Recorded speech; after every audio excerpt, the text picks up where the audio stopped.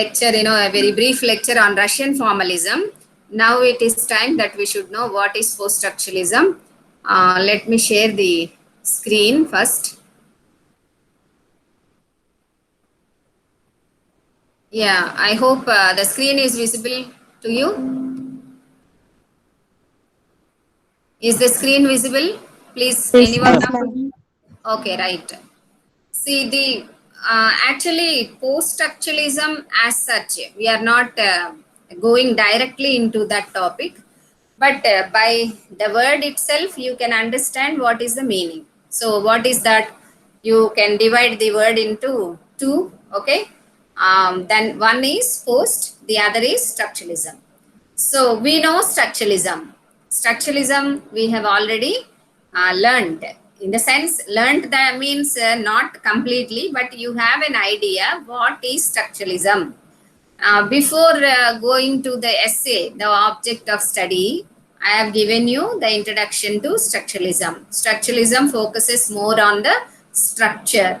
And then we have seen how Saussure, Ferdinand de Saussure, as actually have given some characteristics of the language.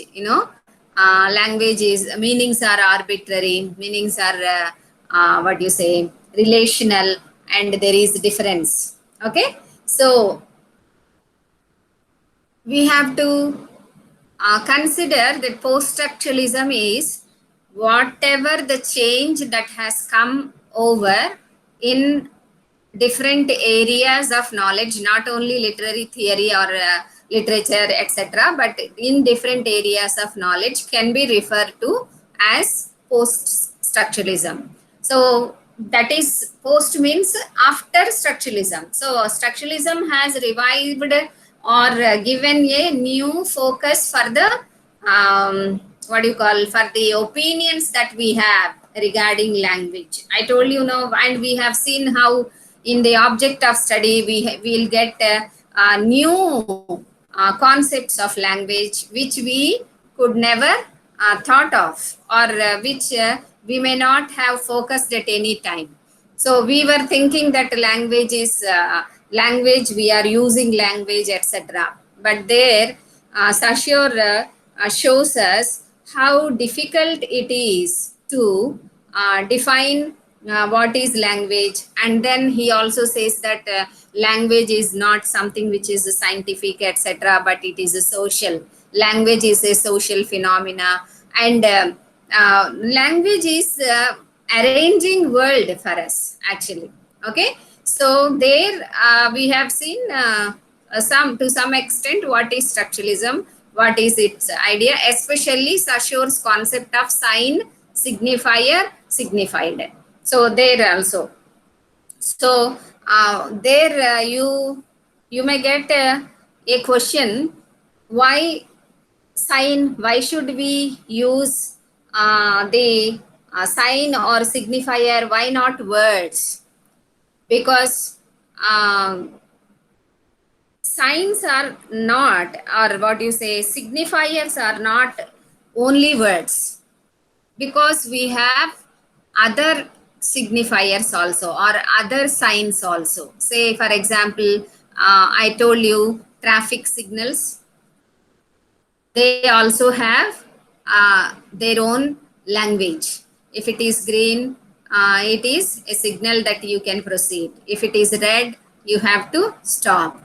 So like that, or zebra lines, okay, zebra lines on the road, etc. Or some images, some images like petrol, what do you say, with a can, petrol can image. Okay, or like that, if we go on the road or in the society, we will see so many signs. Say for banks also, we have so many, Andhra Bank or Union Bank will have one sign, SBI will have one sign, or ICICI will have one sign, etc. So that is where actually we have to say, if we say sign is only word or signifier is only word, etc., it is not complete, because sign or signifiers are not only words, there are, and I also told you there are some cultural signs.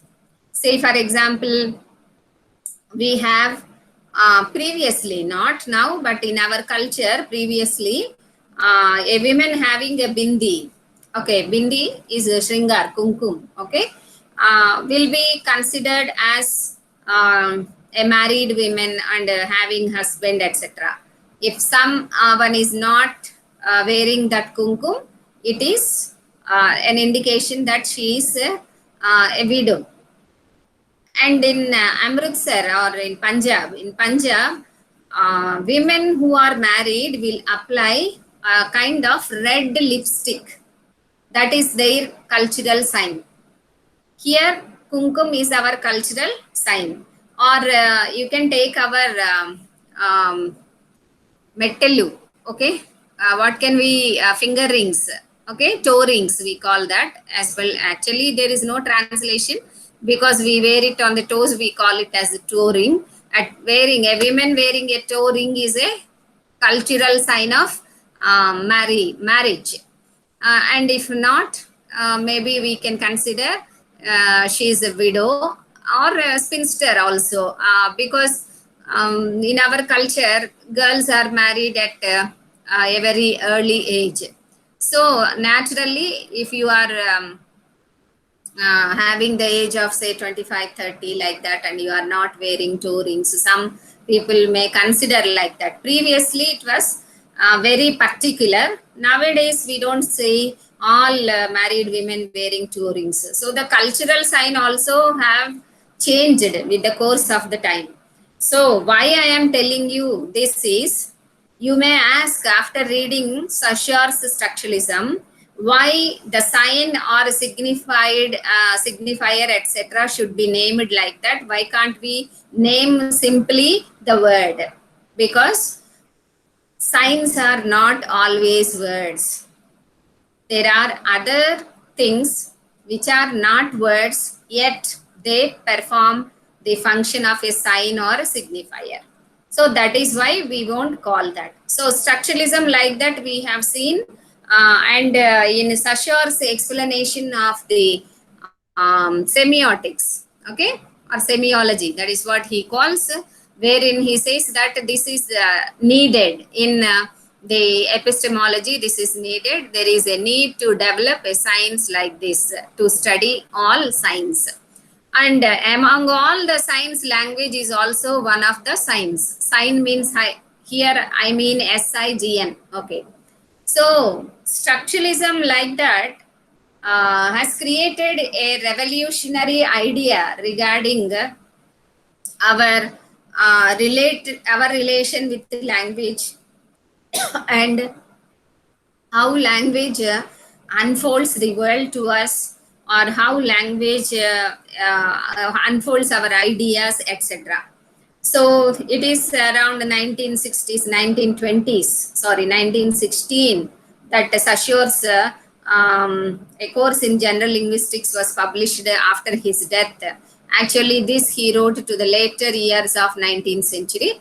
So in 20th century only it was published, and for 4 decades, the ideas of Saussure were very significant in developing different linguistic theories, okay, and structuralist theory, formalist theories, so many theories. So after that, what is there is to say post-structuralism. So after structuralism, and when structuralism was influencing the way we look at the things, the way we look at different subjects, etc. After 4 or 5 decades, we got this word as post-structuralism, that is around 1960s or so. So before going into this post-structuralism, there are some things that we should know regarding the question of meaning. Actually, the question of meaning is dealt by the structuralist, that is Ferdinand de Saussure, previously, and we have seen. As Saussure says that these meanings are arbitrary, and they are relational, they are not pure, okay, etc.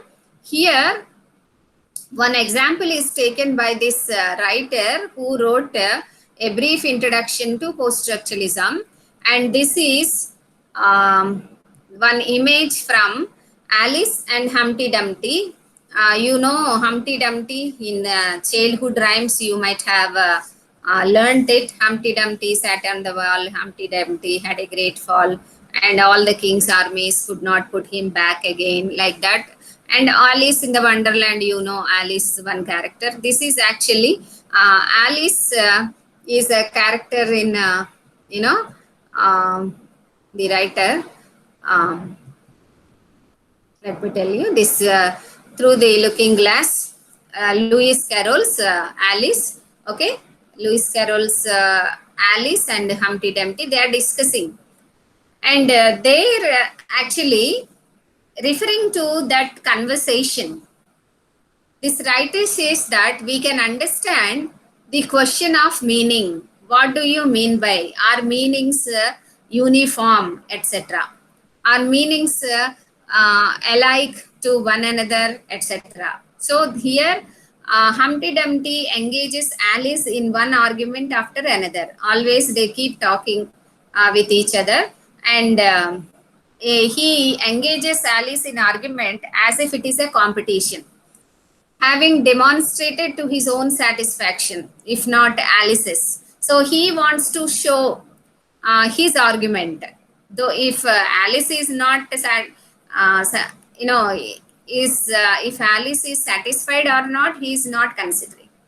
So that he says one day, Humpty Dumpty says that unbirthday presents are to be preferred because people can have them more often. He adds triumphantly, there is glory for you. So unbirthday presents means naturally we know the custom of people giving us gifts on birthdays. But Humpty Dumpty here is telling that unbirthday gifts are to be preferred. Why? Because we will get gifts often, because birthday comes only once in a year. And he says very triumphantly, there is a glory for you. Then when Humpty Dumpty uses this word, there is a glory. Yeah, there is a glory. Humpty Dumpty, when he used glory, the word is a big word for such small conversations. Then he says, Alice says that, I don't know, what do you mean by glory? So Alice, she is not actually interested, but she wants to placate him just to, just to impress upon Humpty Dumpty that she, of course, is trying to be with him or having conversation, etc. So she tries to keep on asking questions. When he says there is glory for you, you know, Humpty Dumpty, according to him, receiving many gifts is like a glory for Alice. So Alice says, what is glory? I meant there is a nice knockdown argument for you. But glory doesn't mean a nice knockdown argument, Alice objected. See the conversation going on. So when Alice asked Humpty Dumpty, he is saying that there is a nice knockdown argument for you. Then Alice is saying glory doesn't mean that. Then Humpty Dumpty says, when I use a word, Humpty Dumpty said in a rather scornful tone, it means just what I choose it to mean, neither more nor less. The question is, said Alice, whether you can make words mean so many different things. Then Humpty Dumpty says, which is to be master, that's all. See, in this discussion of Humpty Dumpty, there is the discussion of the question of meaning. So, one Humpty Dumpty stated one thing, then Alice wanted to know the meaning. And Humpty Dumpty has given one meaning, but Alice is objecting because that is not the routine meaning that Alice knows, or routine meaning that is in circulation in their linguistic community. That is why when Alice asks, but Humpty Dumpty is asserting that when I say something, I mean, or it means just what I choose it to mean. Is it the thing that happens really in the language system? Here is the question. So Humpty Dumpty very scornfully and assertingly says that when I utter something, it means just what I choose it to mean, neither more nor less. But if you go back to the structuralist theory of Saussure, this is not right, because the words you utter mean something that is already fixed, not that what you choose it to mean. So that is why Alice asked again whether you can make words mean so many different things. Then Humpty Dumpty is saying which is to be master, that's all. So Alice has a doubt. You cannot have your meaning, I cannot have my meaning. When one word is uttered, of course, probably a linguistic community as a whole should have one meaning. But here it is not the case. The Humpty Dumpty is saying that when he uttered a word, he chose to have a meaning. That is why Alice is asking, can you have like that? Can you mean so many different things? Then he says, which is to be the master, that's all. Means Humpty Dumpty says, whatever is the chief meaning, master, okay? The prime meaning, etc. we can take. So here Alice's skepticism is surely justified. Skeptic means doubtful. So can we take words to mean differently? Meaning is not at our disposal. This is the important point I want you all to catch. Meaning is not at our disposal. Are you listening? Hope you are able to follow. Yes, ma'am. Yes, ma'am. Yeah. So this actually I have told you during Saussure also. Again, I am trying to give you some more ideas so that it will be clear to you. So now in the discussion between or in the dialogue between Humpty Dumpty and Alice, we can get a very philosophical question or a basic fundamental question. Are meanings individualistic?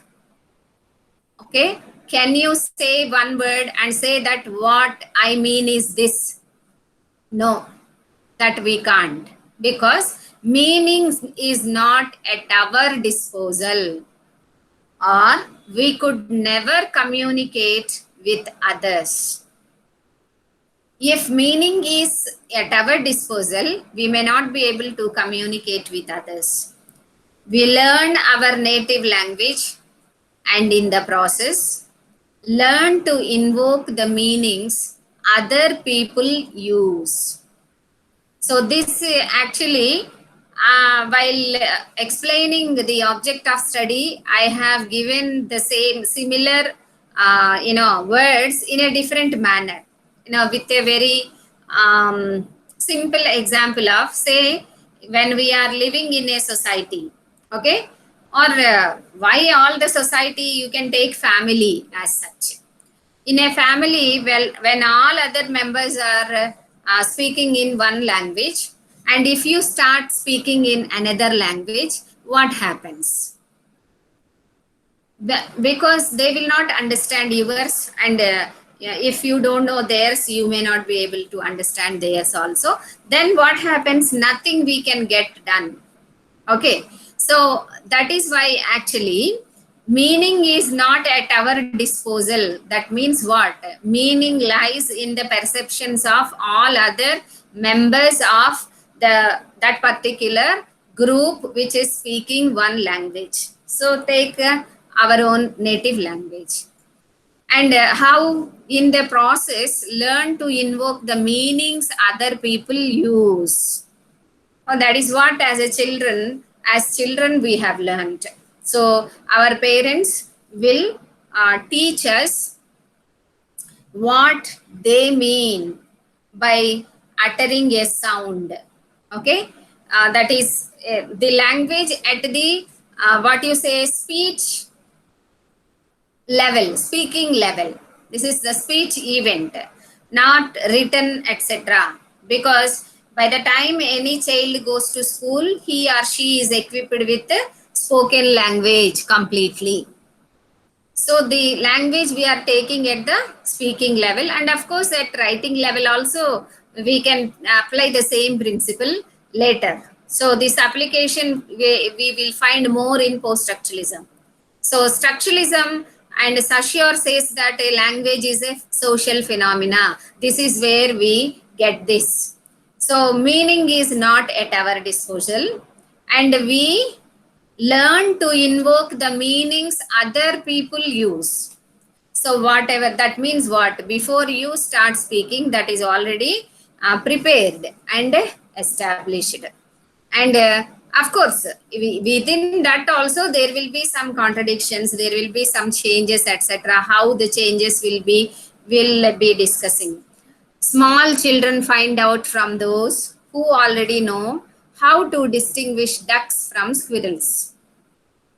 So how small children, that is why we always try, keep teaching to the small children, that showing some pictures or showing the real ones as such. The bird is there, bike is there, cycle is there, or TV, or any other, like all other things. We always try to show them to the children and then try to teach them, and that is why children of course will know how to distinguish ducks from squirrels. So in a way it is like ducks will fly, squirrels will not fly. And if we give that particular aspect, there is a danger that children may mistake the aeroplanes also for the birds, because aeroplanes fly. Later on they'll be knowing these things. Okay, and glory is not a nice knockdown argument for Alice, he said. Here, so language makes dialogue possible. So we know what is the use of language. It makes dialogue possible, but there is one condition. What is this condition? The condition is we use it appropriately. So appropriately means what? Because a language is a phenomena, that is a social phenomena that is already established. So if we using it appropriately means subscribing to the meanings already given in the language. So already given words are given some meanings that is already established in the society. To take part in some dialogues, or to take part in the conversations in the society, or where in the place where we live, we have to operate under one condition of using it appropriately with the subscribing to the already given meanings. And that always precedes our familiarity with it. Precede means what? Being there before we know that this is what is the meaning, etc. That is already established in the system of language. So that is why here, so it is an attempt to show how actually the meaning is questionable, how the meaning is questionable. And the meaning is questionable because it is already formulated.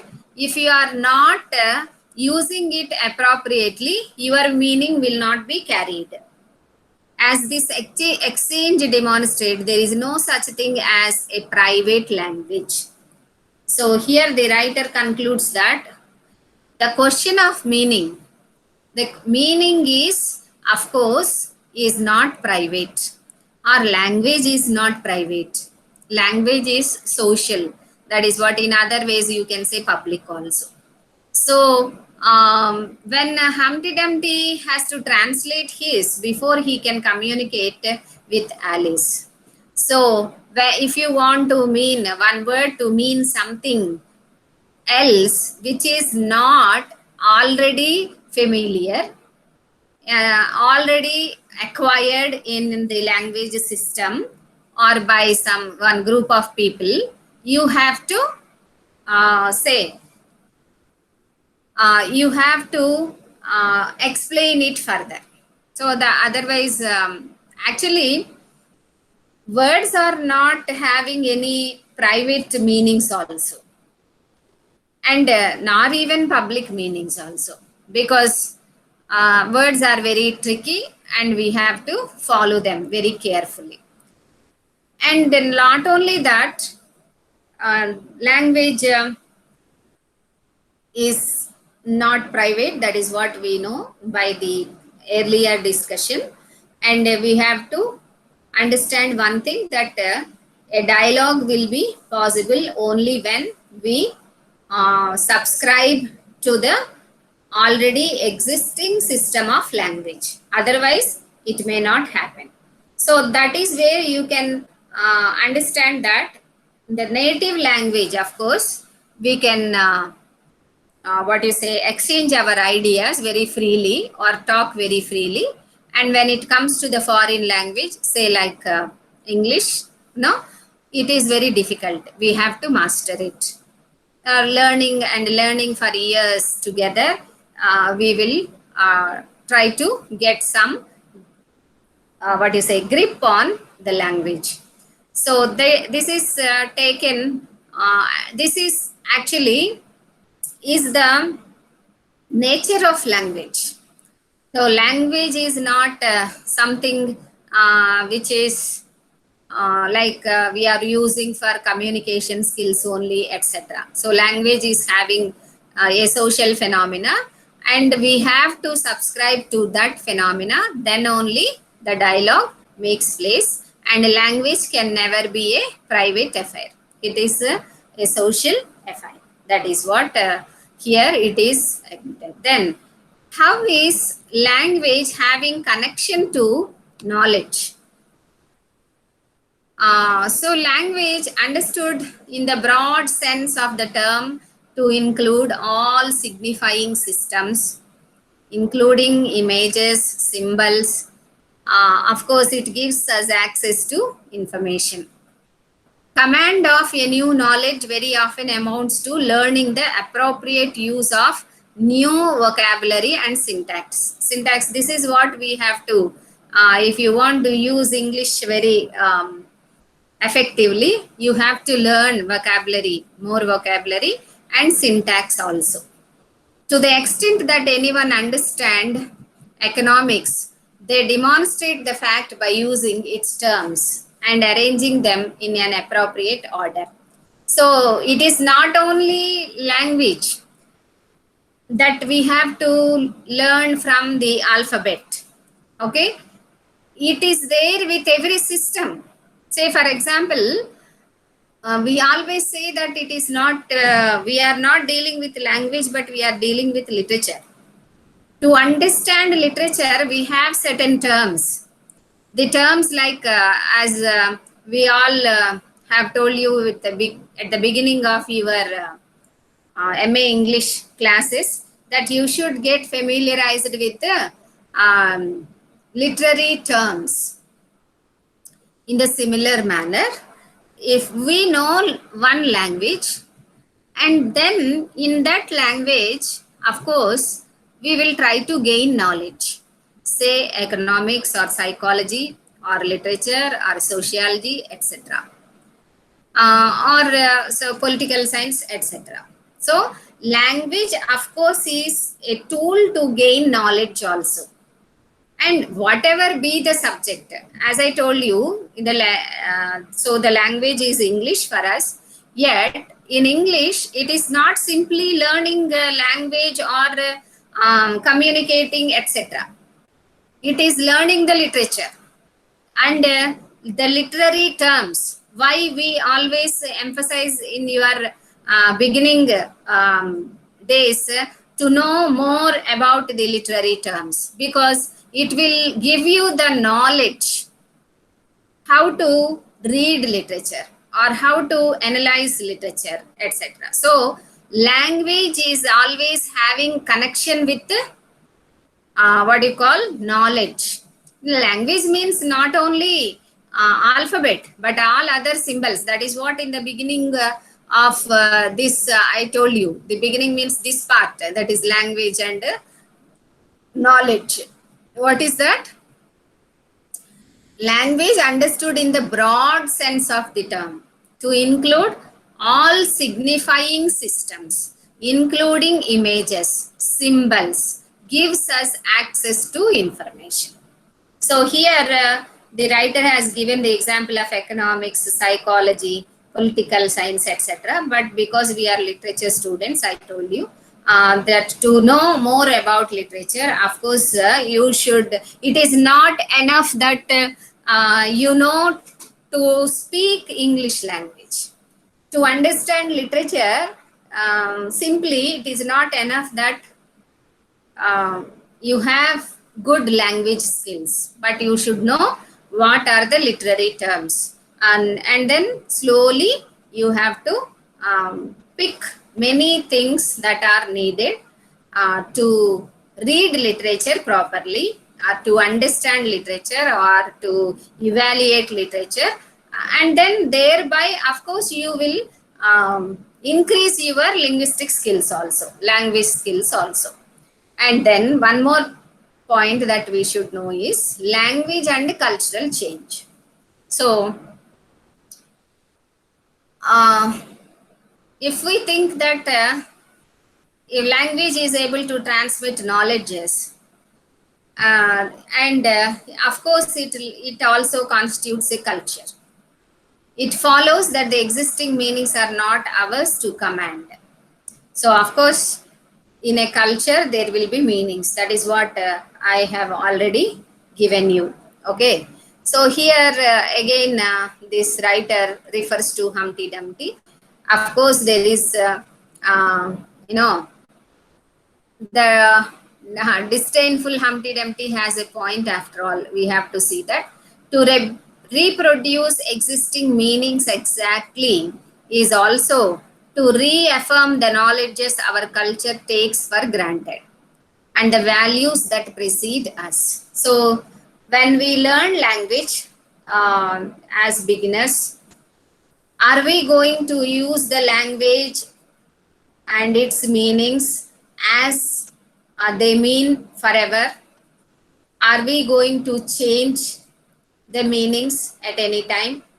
Will there be any change in the meanings? Will there be any new words, or what is this? Do you know language has any connection with the cultural change, etc.? So this is all actually we have to examine, and this is one more topic that we have to know before we go to say what post-structuralism is. I will be dealing with that in the next class. Till here, if you have any doubts, you can just interact.